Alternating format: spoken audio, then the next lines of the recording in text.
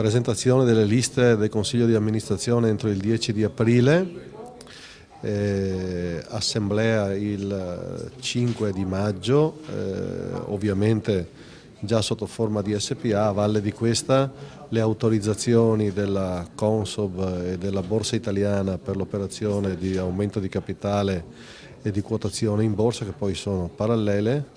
Nei 15 giorni a seguire tutta un'attività sul mercato, quindi la ricerca degli investitori, prima da parte del consorzio e poi da parte nostra, e verso la fine del mese, quindi potrebbe essere una data tra il 20 e il 25 di maggio, l'esternazione di una forchetta di prezzo per il quale partirà appunto l'offerta pubblica di quotazione. Questa offerta durerà 2 settimane, quindi immaginiamo che per metà giugno circa di essere quotati in borsa col miliardo che ci serve. Questi dunque i prossimi passaggi annunciati durante la tavola rotonda organizzata dalla CGIL sulle banche popolari svoltasi a Mestre, che porteranno Veneto Banca ad essere quotata in borsa. A breve dunque il futuro dei soci sarà delineato. C'è da guardare verso il futuro, andando nel presente ad attuare tutte quelle politiche di sistemazione del bilancio che si sono già appalesate nel corso del 2015 e per le quali quindi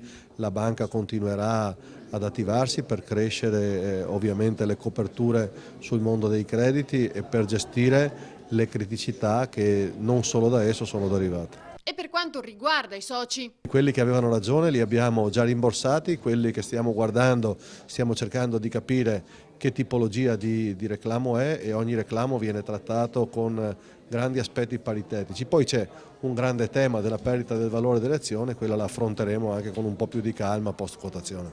Rimangono però diverse incognite che vedono la CGIL in prima linea nel chiedere che le popolari restino legate a doppio filo con il territorio. Volevamo riflettere su ciò che è accaduto nel passato e su qual è la prospettiva su cui lavorare tutti insieme, ha spiegato la segretaria generale della CGIL del Veneto Di Gregorio.